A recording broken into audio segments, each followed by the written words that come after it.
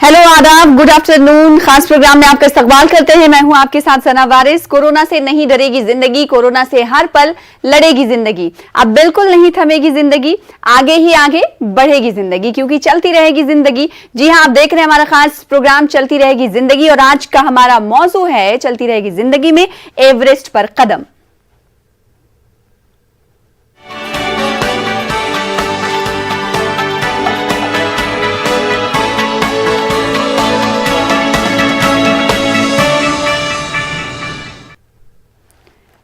चलती रहेगी जिंदगी में आज, जैसा कि मौजू का जिक्र कुछ देर पहले हमने आपसे किया कि आज का हमारा मौजू है एवरेस्ट पर कदम। इससे आपको अंदाजा हो गया होगा कि हम बात करने वाले हैं माउंटेन की। और माउंटेन की बात क्यों करने वाले हैं, एक तफसील से स्टोरी हम आपको दिखाएंगे। जी हां, कश्मीर के दो जवानों ने कुछ ऐसा ही किया है जो जमाने के लिए मिसाल बन गए हैं, जिनमें से एक जवान आज हमारे शो में अब से कुछ देर बाद हिस्सा भी बनने वाले हैं, जिनसे आपको हम मिलवाएंगे और मिलवाने की जरूरत भी है। कश्मीर के दो जवानों ने माउंट एवरेस्ट को सर करके तारीख रकम कर दी है। ये दोनों Jawahar institute of mountaineering and winter sports और नेशनल इंस्टीट्यूट ऑफ माउंटेनियरिंग के इश्तराक से माउंट एवरेस्ट समिट का हिस्सा बने थे। और आज इनमें से एक जवान को, जिनका नाम हम अब से कुछ देर बाद डिस्क्लोज करेंगे, उन्हें पीएम मोदी ने मिलने के लिए बुलाया है। तो इस वक्त उनकी मीटिंग भी जारी है, और जैसे ही मीटिंग से वो फारिग होते हैं अपने शो का हिस्सा हम उन्हें बनाएंगे। तो सबसे पहले तफसील देखिए।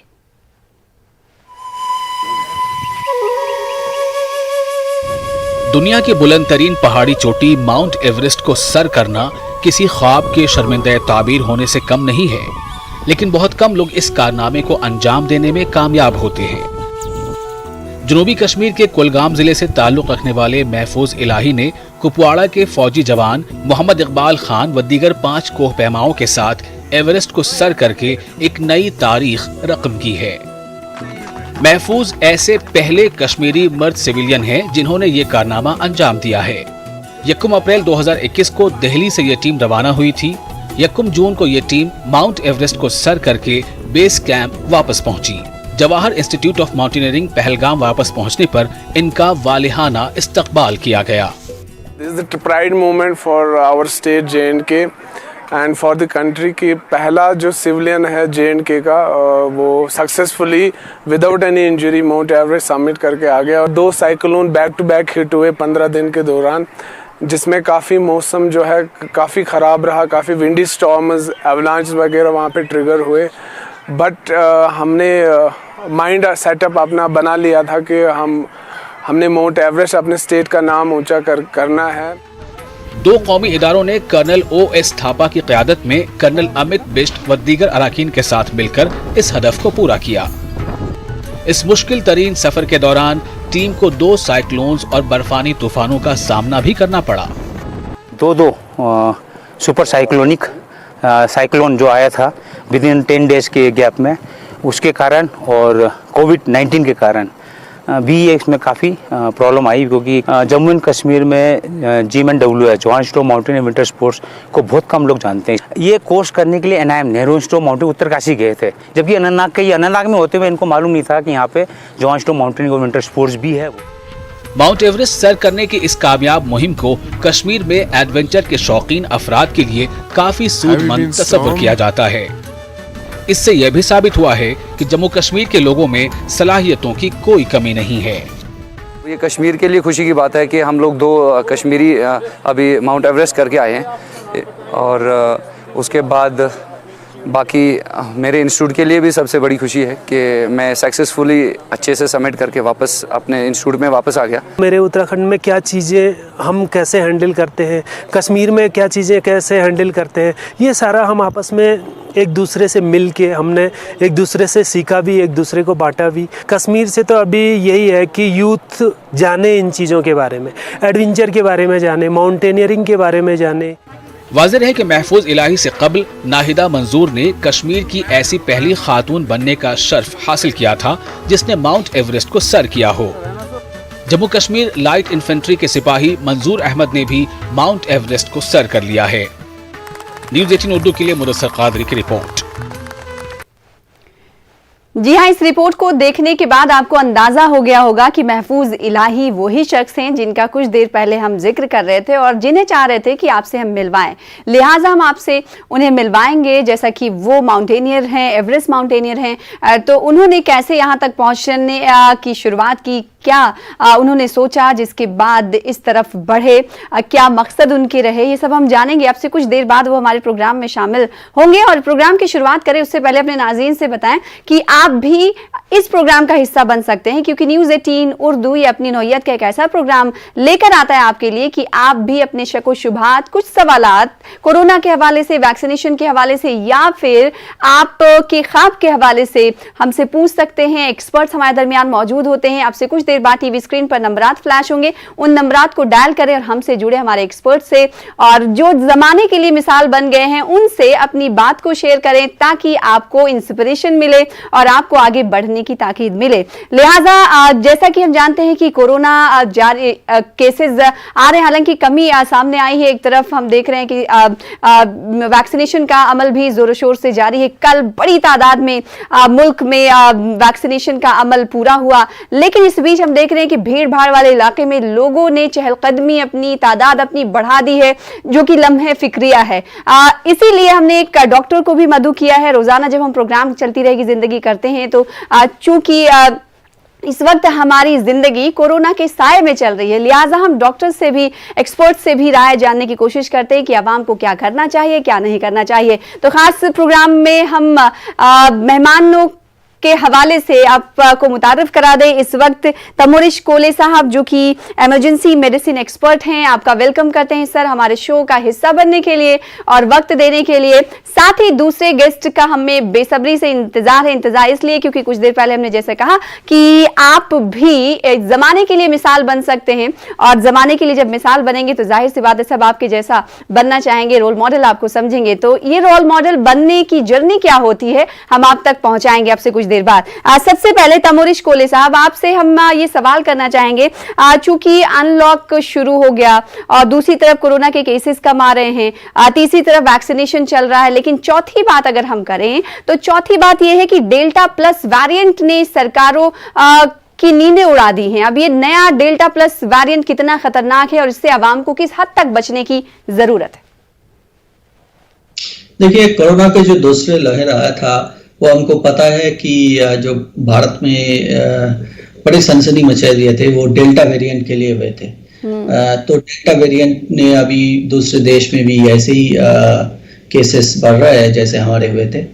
तो अभी कुछ हफ्ते पहले हमारे पास डेल्टा प्लस वेरिएंट थोड़ा सा और एक ऐड करके एक और वेरिएंट आया है। हालांकि अभी 20 से 22 केस ही पाया गया है इस देश में, बट यही टाइम है, आप हमको बहुत सावधानी से चलना पड़ेगा। जैसे कि आपने बताया जो अनलॉकिंग का प्रक्रिया शुरू हो गया है, तो इस टाइम अगर कोई बाहर जाए तो उनका मास्क पहनना, सोशल डिस्टेंसिंग रखना और सैनिटाइजेशन यूज करना, ये जितना ही जरूरी है उतना ही जरूरी है वैक्सीन लेने का।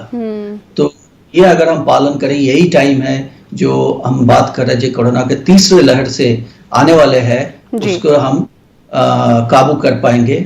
और ऐसे भी हो सकता है कि हम उसको फेस नहीं करेंगे अगर हम ये मान के चले और वैक्सीनेशन का स्पीड जैसे कि आपने कल देखे वो हम जारी रखें। जी तमोरिश साहब, कुछ देर पहले आपने जैसा कि जिक्र किया कि थर्ड वेव से बचने के लिए हमें इन तमाम सावधानियों का खास ख्याल, तमाम तरह की चीज़ों का खास ख्याल रखना चाहिए। लेकिन इस बीच हम ये देख रहे हैं कि अनलॉक हो रहा है तो लोगों के जहन से और दिल से ये डर खत्म हो गया। उनको लग रहा है कि सरकार तो अनलॉक कर रही है, लिहाजा जो बातें अभी कही जा रही हैं थर्ड फेज को लेकर वो आने वाली नहीं है, सिर्फ बातें ही बातें हैं। ऐसे में लोगों को कैसे रियलाइज कराया जाए कि नहीं, अभी आपको जागरूक होने का वक्त दिया गया है ताकि आप अपनी इकोनॉमी के साथ साथ चीजों को आगे बढ़ाते रहें?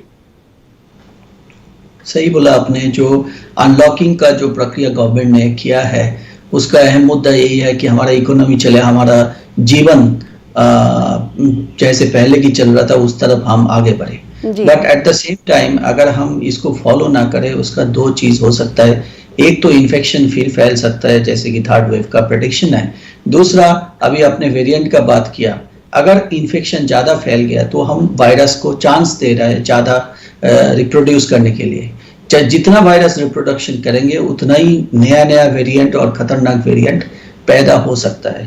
तो तो ये दो चीज हमको ध्यान में रखना पड़ेगा कि हमारे अंदर इन्फेक्शन बढ़ जाएगा, और दूसरा वायरस को हम चांस दे रहे हैं कि ज्यादा वेरिएंट्स में रिप्रोडक्शन करे।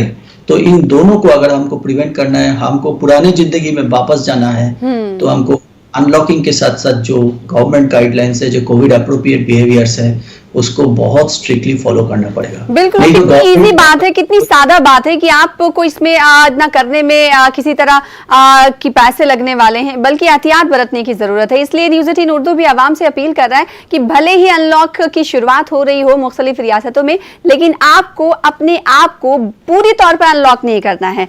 मास्क लगा के रखना है। भीड़ भाड़ वाले इलाकों में अगर आप जा रहे हैं तो प्रॉपर एडवाइजरी जिस तरह से जारी की गई है उस पर अमल करें। वहीं इस बीच हम देख रहे हैं तमोरिश कोले साहब की वैक्सीनेशन जारी है, और कल हमने देखा था कि बड़ी तादाद में लोगों ने वैक्सीनेशन, रिकॉर्ड तोड़ वैक्सीनेशन कल हुई। महाअभियान की कल से शुरुआत हुई थी, आज 22 जून है, लेकिन इस बीच कई ऐसे इलाके हैं, गांव हैं, जो इन रिमोट कंट्रोल एरियाज हैं, वहां पर जो वैक्सीनेशन टीम होती है उन पर ही हमला कर दिया जाता है। अब वहां तक पहुंचाने के लिए, लोगों को बेदार करने के लिए क्या करना चाहिए?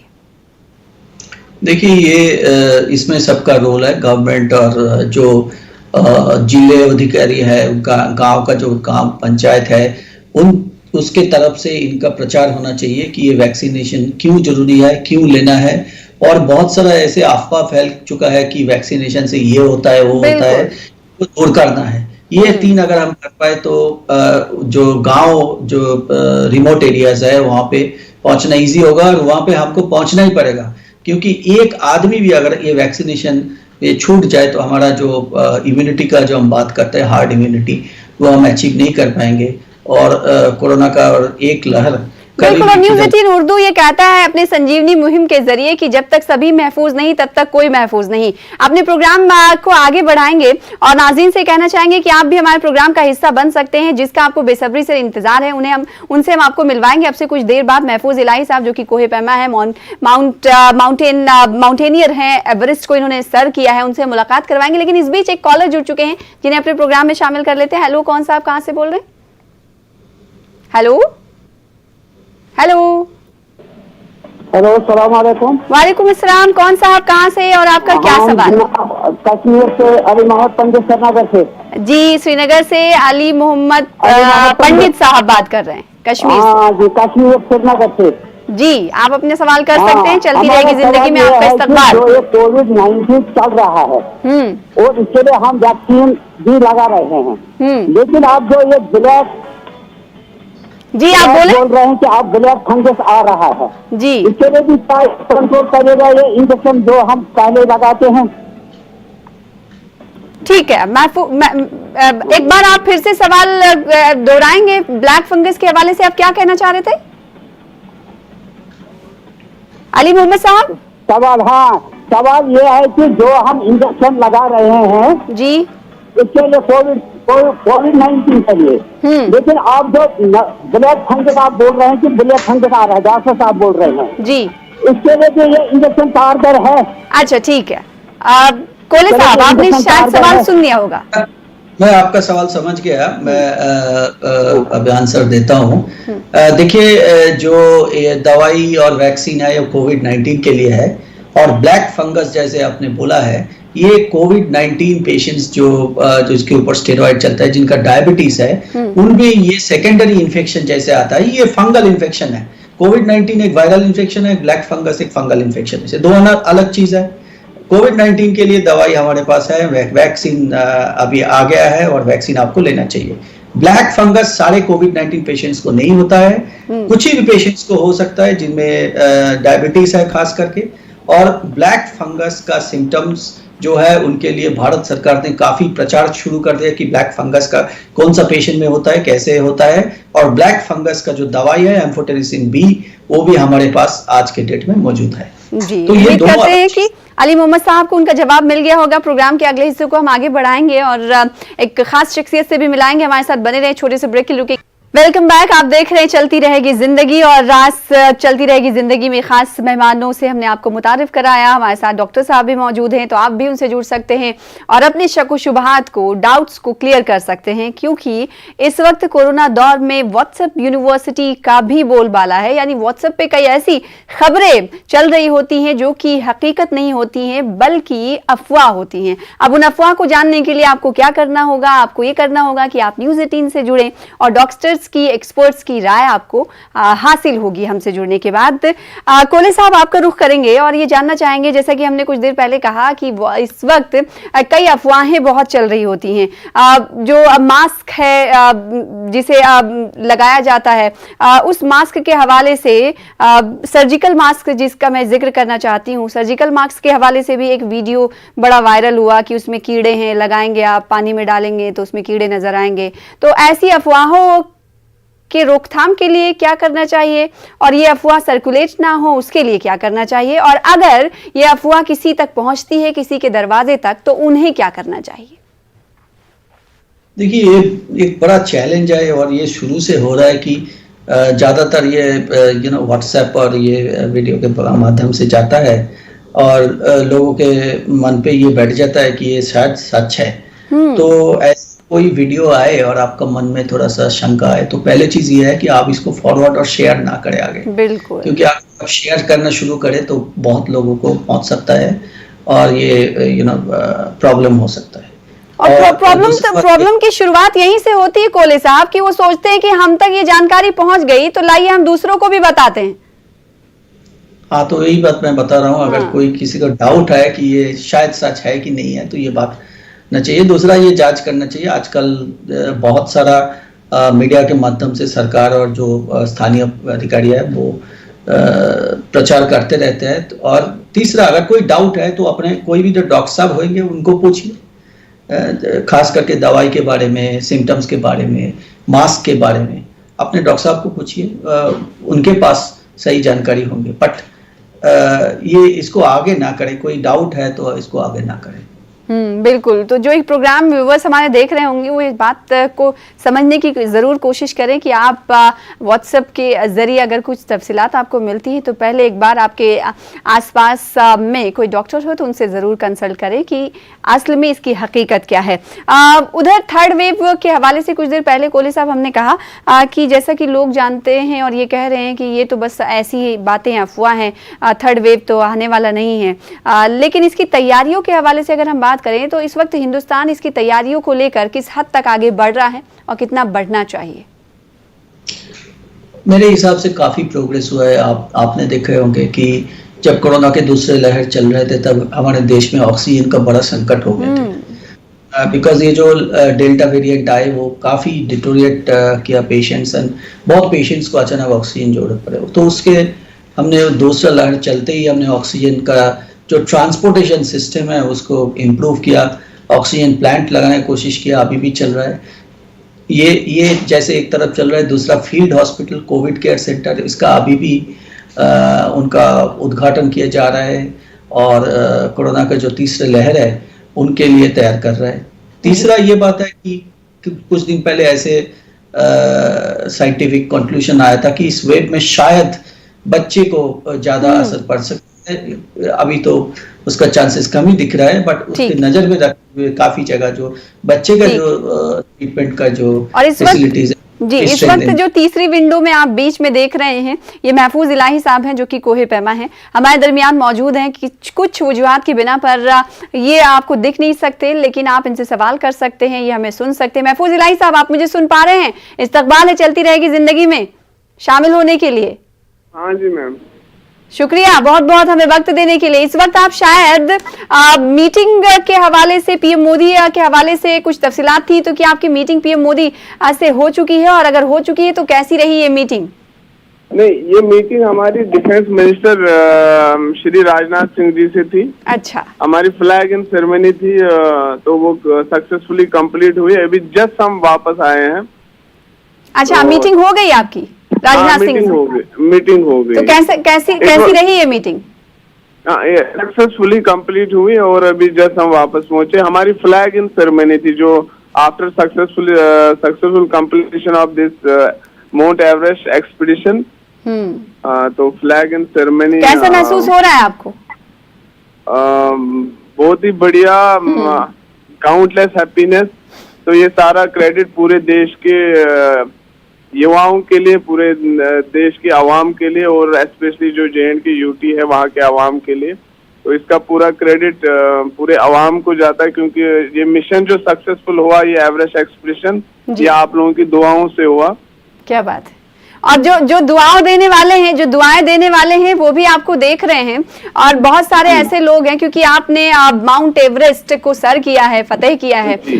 बहुत सारे लोग हैं, हम में से कई लोग जो कहावतें और मुहावरे के तौर पर इस्तेमाल करते हैं कि तुमने कौन सा ऐसा बड़ा काम कर लिया, क्या एवरेस्ट फतह कर लिया है। आज आपने वो बड़ा काम करके दिखाया है। ऐसे में आप ये बताइए, जब आपकी जर्नी इसकी शुरुआत हुई थी, वो कब हुई थी और कितना वक्त आपको लगा? जी, ये मैम पहला इंटरनेशनल एक्सपीडिशन था दो नेशनल माउंटेनिंग इंस्टीट्यूट के बीच में। एक तो जवाहर इंस्टीट्यूट ऑफ माउंटेनिंग जो पहलगाम जम्मू एंड कश्मीर के अंदर है, और दूसरा नेहरू इंस्टीट्यूट ऑफ माउंटेनिंग जो उत्तरकाशी उत्तराखंड के अंदर है जी। तो दोनों इंस्टीट्यूटों के इश्तिराक से ये पहला बैनुल अक़वामी माउंटेन एक्सपीडिशन हुआ, जो हम 24 मार्च 2021 को हमने पहलगाम से शुरू किया था, और ऑन 9 जून हम वापस सक्सेसफुली वापस आए थे। तो ये एक्सपीडिशन जो है 1 जून को हम काठमांडू लैंड हुए थे। उसके बाद 4 अप्रैल से हमने ट्रैकिंग जो है हमारा बाय फुट जो वो शुरू हुए थे हम, और 4 जून को हम वापस हुए। यानी जो एक्सपीडिशन का जो समय था वो लगभग 2 महीने था, क्योंकि इस एक्सपीडिशन के दौरान क्या हुआ, back to back 2 cyclone hit हुए जी। हाँ, जिसकी वजह से जितनी भी टीमें थी काफी दुश्वारियां सहनी पड़ी, और क्योंकि काफी मौसम खराब हुआ, तूफानी हवाएं चली वहां पे, और काफी सारे एवलांचेस ट्रिगर हुए, जिसके कारण सारी टीमें जो वहां पे थी काफी दुश्वारियां सहनी पड़ी। एक बार तो ऐसा लग रहा था कि हमारा जो मिशन है ये एवरेस्ट का, ये शायद कंप्लीट नहीं होगा, कॉल ऑफ होगा। बट हमारी टीम टफ कोर थी, टफ माइंडेड थी, हम डटे रहे वहां पे, और एट लास्ट आप लोगों की दुआओं से, पूरी कौम की दुआओं से हमारा जो मिशन है सक्सेसफुल हुआ। यानी ये कहा जा सकता है कि इरादे मजबूत हो तो तूफान और साइक्लोन कुछ बिगाड़ नहीं सकते। हाँ, और सबसे बड़ी बात जो कोविड पैंडेमिक था उसका भी काफी असर रहा वहाँ पे। पूरी टीमें अपने आप में अपने कैंप्स में आइसोलेट रही, तो वो भी एक काफी ज्यादा परेशानी दायक रहा। जी, महफूज इलाही साहब, आप मुझे ये बताएं कि आखिर कब आपने सोचा कि आपको माउंट एवरेस्ट सर करना है, फतेह करना है, जिसके बाद आप जुनून के साथ, जोश जज्बे के साथ इस मिशन में लग गए? जी मैम, ये जितने भी माउंटेनियर्स होते हैं या जो भी पहाड़ों पे जाते हैं, तो उनके मन में हमेशा ये रहता कि काश हमें मौका मिले। नहीं, पहला ऐसा क्या हुआ था जो आपको लगा कि आपको माउंटेनियर बनना है? जी, वो एक्सपीरियंस आप मुझसे शेयर करें हमारे न्यूज़ 18 से। हाँ, स्कूल डेज के दौरान हम छोटे छोटे ट्रैक्स पे जाया करते थे, छोटे छोटे कैंप्स अटेंड करते थे, ट्रैकिंग कैंप्स। उसके बाद वहां से मुझे ये शौक बढ़ा, और ड्यूरिंग माय स्कूल डेज मैं एनसीसी कैडेट रहा हूँ।